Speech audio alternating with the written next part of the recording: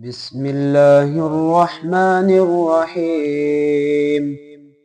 يسألونك عن الأنفال، قل الأنفال لله والرسول، فاتقوا الله وأصلحوا ذات بينكم وأطيعوا الله ورسوله إن كنتم مؤمنين. إنما المؤمنون الذين إذا ذكر الله وجلت قلوبهم وإذا تليت عليهم آياته زادتهم إيمانا وعلى ربهم يتوكلون. الذين يقيمون الصلاة ومما رزقناهم ينفقون أولئك هم المؤمنون حقا، لهم درجات عند ربهم ومغفرة ورزق كريم. كما أخرجك ربك من بيتك بالحق وإن فريقا من المؤمنين لكارهون يجادلونك في الحق بعدما تبين كأنما يساقون إلى الموت وهم ينظرون. وإذ يعدكم الله إحدى الطائفتين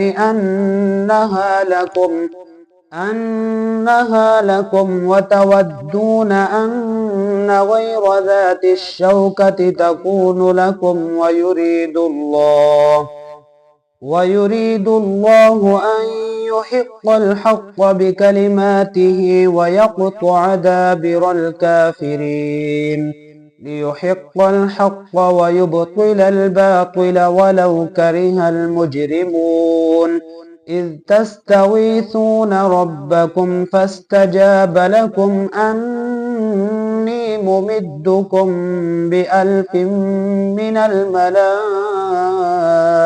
مردفين. وما جعله الله إلا بشرى ولتطمئن به قلوبكم وما النصر إلا من عند الله إن الله عزيز حكيم.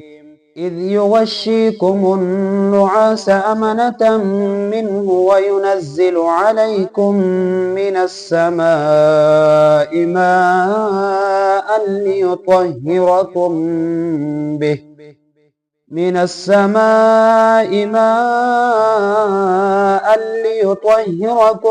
به ويذهب عنكم رجز الشيطان وليربط على قلوبكم ويثبت به الأقدام. إذ يوحي ربك إلى الملائكة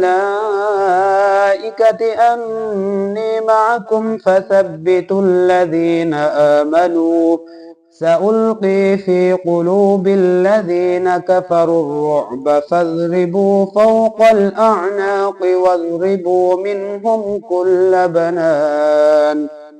ذلك بأنهم شاقوا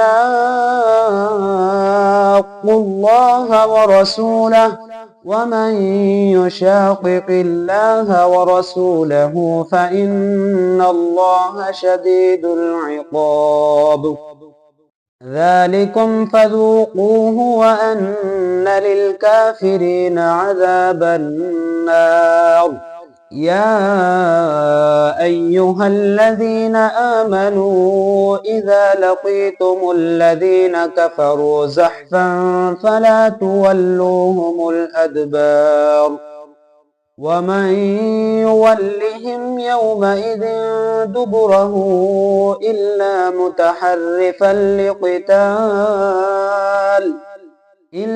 متحرفا لقتال أو متحيزا إلى فئة فقد باء بغضب من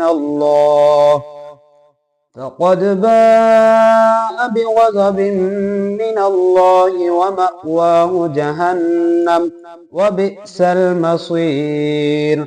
فلم تقتلوهم ولكن الله قتلهم وما رميت إذ رميت ولكن الله رمى وليبلي المؤمنين منه بلاء حسنا إن الله سميع عليم ذلكم وأن الله موهن كيد الكافرين إن تستفتحوا فقد جاءكم الفتح وإن تنتهوا فهو خير لكم وإن تعودوا نعد ولن تغني عنكم فئتكم شيئا ولو كثرت وأن الله مع المؤمنين